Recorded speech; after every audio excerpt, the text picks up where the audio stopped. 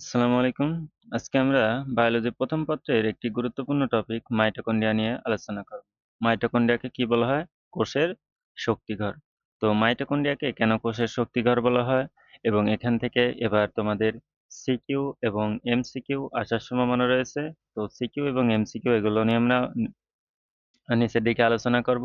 তো আমরা শর্টকাটে দেখে আসি যে আগামী দিনের জন্য অর্থাৎ এই মাইটোকন্ড্রিয়াতে কিভাবে কি করে এবং কেন মাইটোকন্ড্রিয়া গুরুত্বপূর্ণ একটি কোষের জন্য। দেখো, আমাদের জীবদেহের প্রতিটি ক্ষণিক কাজের জন্যই কি দরকার? শক্তি দরকার। যেমন হাঁটা চলাচল, খাবার হজম, এমনকি ঘুমানোর সময় কি কোষের ভিতরে প্রতিনিয়ত কি হয়? শক্তি খরচ হচ্ছে।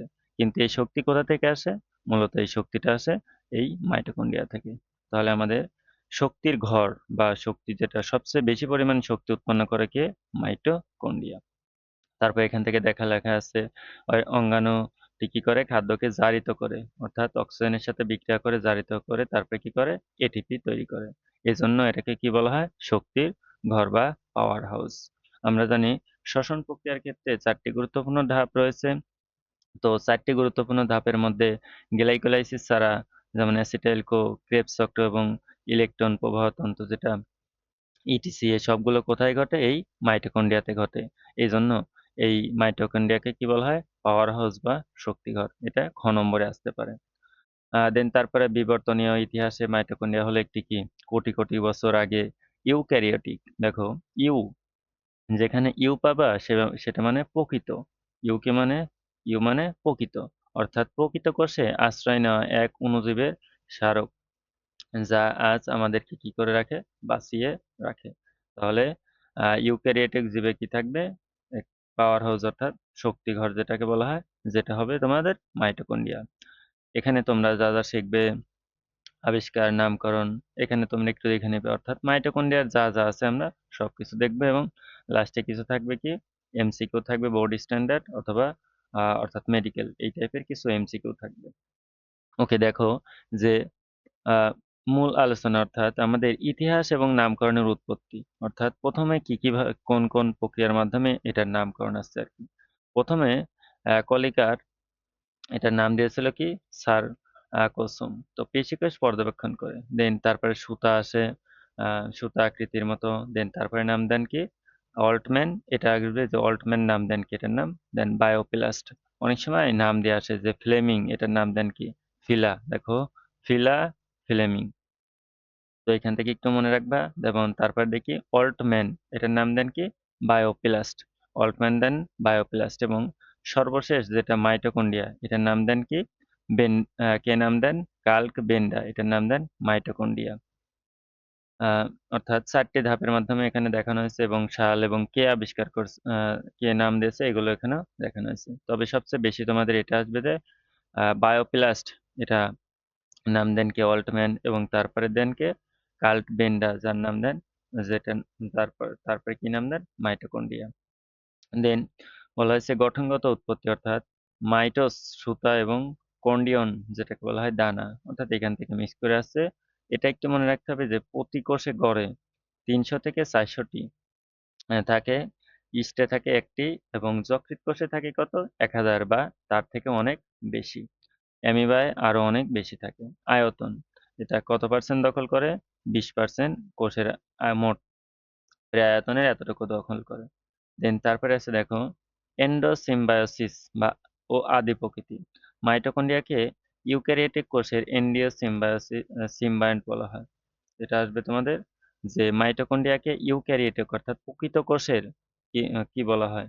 এন্ডোসিম্বায়ন্ট এবং এদের কি থাকে? নিজস্ব বৃত্তাকার ডিএনএ থাকে। কি থাকবে? নিজস্ব বৃত্তাকার ডিএনএ এবং নিজস্ব রাইবোজোম থাকে এবং কতটা? 70s আমরা জানি রাইবোজোম কয়টা? একটা হচ্ছে 80s আরেকটা হচ্ছে গিয়ে 70s। তো যেটা প্রকৃত কোষ সেটা থাকে কত? 80s এবং যেটা অপ্রকৃত কোষ আম সেটা থাকবে তোমাদের 70s। বাট এখানে এই মাইটোকন্ড্রিয়ার নিজস্ব বৃত্তাকার ডিএনএ থাকে এবং কি থাকবে? 70s ribosome. আ তারপরে এটা প্রোক্যারিওটিক এর মতো। দেন এখানে যেটা আছে তোমাদের এটাকে একটু দেখবা। দেন তারপরে আমরা ভৌত গঠনটা একটু দেখি। দেখো একটা মাইটোকন্ড্রিয়া দেখানো হয়েছে। তো এখান থেকে দেখো এটা হচ্ছে বাইরের মেমব্রেন, আর ভিতরের দিকে এটা ভিতরের মেমব্রেন, আর বহিঃস্থ স্তর এখানে আছে। দেন অভ্যন্তরে দেখো ভিতরের দিকে ভাঁজ হয়ে আছে। দেন এই যে গুল্লা এগুলোকে বলা হয় এটিপি সিনথেসিস, অর্থাৎ এটিপি যেটা সিনথেসিস মানে কি তৈরি করবে। রাইবোজোম আছে, ওই যে আমরা একটু আগে দেখলাম 70S রাইবোজোম। এবং দেখো এই যে ভিতরের দিকে ভাঁজ হয়ে আছে, তো এই ভিতরের দিকে যে ভাঁজ হয়ে থাকে, এই ভাঁজের নাম হচ্ছে তোমার কিস্টি। এবং এর ভিতরে দেখো গুল্লা রাইবোজোম ছাড়াও এই যে বৃত্তাকার ছোট ছোট দানা দেখতে পাচ্ছ, যেটাকে বলা হয় অক্সিসোম, অর্থাৎ এই যে গুল্লা দেখা যাচ্ছে ছোট ছোট, এগুলো বলা হয় অক্সিসোম। তো এগুলো আমরা পাবো দেখো এখানে মাইটোকন্ড্রিয়ার একটা অভ্যন্তরীণ এবং প্রকোষ্ঠ, দেন আবরণী এবং প্রকোষ্ঠ এবং অভ্যন্তরীণ উপাদান। তো আবরণী বা ও প্রকোষ্ঠের মধ্যে কি বাইরের মেমব্রেন, যেটা কি খাঁজবিহীন, অর্থাৎ দেখো এই যে বাইরের যেটা, এটা কি কোনো খাঁজ আছে? খাঁজ নেই তো। এবং এটা কি করবে? বাইরের আঘাত থেকে রক্ষা করবে। আহ দেন তারপরে কি আছে, ভিতরের মেমব্রেন ভাঁজ হয়ে কিস্টি গঠন করে, যেটা বললাম এই যে ভিতরের দিকে এটা কি ভাঁজ হয়ে আছে না, তো এটার নাম কি? কিস্টি। দেন তারপর প্রকোষ্ঠ, আহ এখানে থাকবে আমাদের, এখানে থাকবে ডিএনএ, থাকবে নিজস্ব বৃত্তাকার ডিএনএ এবং কত 70S রাইবোজোম। দেন বহিস্থ স্তরটা অর্থাৎ পাকা কতটুকু থাকবে এটা একটু দেখে নিবা, তবে বেশিরভাগ উপরের গুলো বেশি আসবে। দেন এই সাইডে আছে অভ্যন্তরের মধ্যে কি থাকবে? অক্সিসোম, যেটা বললাম এই যে ছোট ছোট দানাদারে দেখা যাচ্ছে, এগুলোকে বলা হয় অক্সিসোম। এবং এটিপি সিনথেসিস এই যে গুল্লা, এবং বৃত্তাকার কি থাকবে? ডিএনএ থাকবে। দেখো এই যে বৃত্তাকার ডিএনএ আছে। দেন বলা হয়েছে আবরণী বা মেমব্রেন, বাইরের যেটা, বাইরের মেমব্রেন সোজা খাঁজবিহীন রক্ষণাবেক্ষক, অর্থাৎ রক্ষা করবে। এটিপি এবং সিনথেসিস কি থাকে না, অর্থাৎ বাইরের দিকে যে মেমব্রেনটা আছে এটাই এটিপি সিনথেসিস থাকে না। দেন ভিতরের দিকে কি থাকবে? ভাঁজ হয়ে থাকবে, আঙ্গুলের মতো একটু আগে দেখালাম যেটা, প্রকোষ্ঠ। দেন মধ্যবর্তী স্থানে ফাঁকা থাকবে, এবং এটা কিস্টিটা একটু ভালো করে দেখবে যে ভিতরের দিকে অর্থাৎ ভাঁজ হয়ে থাকে, এই প্রক্রিয়ার যেটার নাম, সেটার নাম কি? কিস্টি। এবং কিস্টি দেখো মাঝখানে কিছু কিছু ফাঁকা আছে, এই যে দেখো মাঝখানে একটা ভাঁজ আর একটা ভাঁজের ওই জায়গায় কিছু কি ফাঁকা আছে, তো সেটাই বলা হয়েছে অন্তঃকিস্টি ফাঁকা স্থান। অক্সিসোম খুবই গুরুত্বপূর্ণ। অক্সিসোম তোমাদের আসবে কিস্টির অন্তর্গাতে অবস্থিত সূক্ষ্ম দানা বা বস্তু, যেটা মস্তক, বোটা এবং ভূমি নিয়ে গঠিত, তাকে বলা হয় কি? অক্সিসোম। এবং এটা কি করবে? এটিপি সিনথেসিস হিসেবে কাজ করে। খুবই গুরুত্বপূর্ণ এটা অক্সিসোম এবং কিস্টি। ভিতরের দিকে ভাঁজ হয়ে থাকবে কিস্টি, এবং ভিতরের দিকে কি থাকবে? কিস্টির অন্তর্গাতে সূক্ষ্ম গোলাকার বা সূক্ষ্ম দানা বস্তু থাকবে, সেটা নাম হচ্ছে তোমাদের অক্সিসোম। আহ এই ইলেকট্রন ট্রান্সপোর্ট অর্থাৎ ইটিসি যেটাকে বলা হয়, এই ইটিসি কিস্টি ধরে কি ইলেকট্রন প্রবাহতন্ত্রের উপাদানগুলো সারিবদ্ধভাবে কি থাকে? সাজানো থাকে। ডিএনএ এবং রাইবোজোম এর মধ্যে কি থাকবে? বৃত্তাকার নিজস্ব ডিএনএ থাকবে, এবং বাইরে, এবং রাইবোজোম কত 70S থাকে, অর্থাৎ এদের নিজস্ব। কোষ বিভাজনের বাইরেও এরা কি নিজে নিজেই বিভাজিত হতে পারে। তো এগুলো মনে রাখবে। রাসায়নিক গঠন, প্রোটিনের কত পার্সেন্ট থাকে? প্রায় 65%। আর বাদ বাকি থাকে লিপিড এবং অন্যান্য উপাদান। তবে এখান থেকে একটু মনে রাখবা যে বিশেষ ফসফোলিপিড অন্তর্ঝিল্লিতে কি থাকে? কার্ডিওফিলিন, এটা একটু মনে রাখবা, কার্ডিওফিলিন থাকে বিশেষ ফসফোলিপিড। দেন তারপরে আছে কি লেসিথিন এবং সেফালিন, এটা খুবই কম পরিমাণে আছে, এগুলো এক একটা ফসফোলিপিড। এবং এখানে খুবই গুরুত্বপূর্ণ 100 প্রকার এনজাইম, এনজাইম এবং কোএনজাইম পাওয়া যায়। যেমন তোমার যে বিক্রিয়াগুলো সংগঠিত হতে হবে, অর্থাৎ মাইটোকন্ড্রিয়া আছে, সরি ক্রেবস চক্র, ইটিসি। তো এগুলোতে যে বিক্রিয়াগুলো সম্পূর্ণ হবে, তো ওইখানে বিক্রিয়াগুলো সম্পূর্ণ হতে কি লাগবে? এনজাইম লাগবে। তো এই এনজাইমগুলো আসবে কোথা থেকে? মাইটোকন্ড্রিয়া থেকে। বহির্গঠন এবং অন্তর্গঠন সম্পর্ক, অর্থাৎ বহির এবং অন্তর্গঠনের মধ্যে কি অবশ্যই সম্পর্ক রাখতে হবে, তো সেটাই দেখা যায় অন্তঃশক্তি।